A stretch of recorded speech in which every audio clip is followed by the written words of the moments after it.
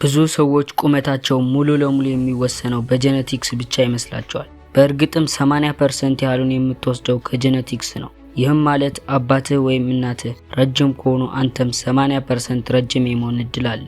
ነገር ግን ይህንን ስለ ጄኔቲክስ አጭር ከሆኑ አንተም አጭር ትሆናለህ ማለት አይደለም። ምክንያቱም የቁመትን 20% የሚወስነው በምትከተለው ላይፍ ስታይል ስለሆነ ነው። ይህንን ቪዲዮ እስከ መጨረሻው ካየው በቀጣይ 90 ቀናት ውስጥ በቁመት ላይ ትልቅ ለውጥ እንድታመጣ የሚያደርጉን 5 ቀላል መንገዶች የምነግርህ ይሆናል።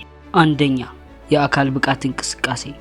ሰውነትህ በአስማት አያድግም። እንዲያድግ ከፈለክ ማስገደድ ይጠበቅብሃል። እናም የኃይል የሚመነጨው በአካል ብቃት እንቅስቃሴ ነው። ስፖርት ስትሰራ በአጥንትና በጡንቻዎች ላይ ጫና ትፈጥራለህ። ያ ጫና ለሰውነትህ ረጅምና ጠንካራ ለመሆን ጊዜው እንደሆነ ይነግረዋል። በተጨማሪም የእድገት ሆርሞኖች እንዲመረቱ ትዕዛዝ ይሰጣል። ይህም ቁመትን ለመጨመር ቁልፍ ነገር ነው። ስለዚህ ቁመትን ለመጨመር ከፈለክ ልክ እንደ ገመድ መዝለል፣ ሩጫ፣ ፑሽአፕ እና ፑልአፕ የመሳሰሉ ስፖርቶችን ቢያንስ በሳምንት 2 ወይም 3 ጊዜ መስራት አለብህ። ይህም አጥንትህ ጠንካራ እንዲሆን ያደርጋል። በተጨማሪም እንደ ኮብራ ስትሬች፣ ሃንጊንግ ባር ያሉ ስፖርቶችን በመስራት የተስተካከለ አቋም እንዲኖር ማድረግ ትችላለህ። ሁለተኛ፣ አመጋገብ።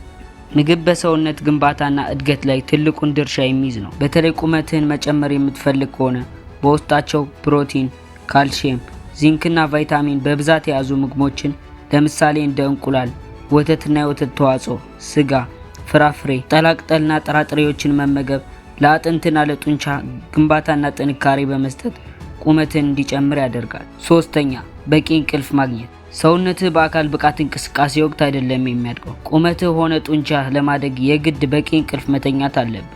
ምክንያቱም ቁመትህ እንዲጨምር የሚያደርገው ግሮዝ ሆርሞን በብዛት የሚመረተው ጥልቅ እንቅልፍ ውስጥ በምገባበት ጊዜ ነው።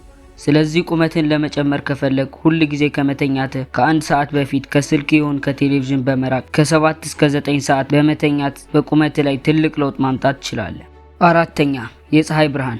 በቁመት እድገት ላይ አስፈላጊ ከሆኑ ነገሮች አንዱ የፀሐይ ብርሃን ነው። የፀሐይ ብርሃን በውስጡ ቫይታሚን ዲን ይይዛል። ይህም አጥንቶች እንዲያድጉና እንዲጠነክሩ ያደርጋል። ለዚህም ነው ህፃናት እንደተወለዱ ጠዋት የፀሐይ ብርሃን እንዲያገኙ የሚደረገው። ስለዚህ አንተም ቁመትህን መጨመር ከፈለክ ጠዋት ተነስተህ ቲክቶክ ላይ ስክሮል ከማድረግ ይልቅ ውጭ ወጥተህ ከ10 እስከ 15 ደቂቃ የፀሐይ ብርሃን እንዲያገኝ ማድረግ ለቁመትህ እድገት አስፈላጊ ነው።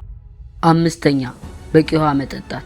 በቂ ውሃ መጠጣት የሰውነትን የደም ዝውውር የተስተካከለ እንዲሆን ያደርገዋል። በዚህ ጊዜ ልክ እንደ ካልሲየምና ማግኒዚየም የመሳሰሉ ንጥረ ነገሮች በቀላሉ ወደ አጥንት ይደርሳሉ። እነዚህ ንጥረ ነገሮች ደግሞ ለቁመት እድገት እጅግ አስፈላጊ ናቸው። በተጨማሪም በቂ ውሃ መጠጣት ሰውነትን እንዲያድግ የሚያደርገው ግሮዝ ሆርሞን በፍጥነት እንዲመረት ያደርገዋል። ስለዚህ ሁል ጊዜ በቀን ከ6 እስከ 8 ብርጭቆ ውሃ በመጠጣት ቁመትን መጨመር ይችላል።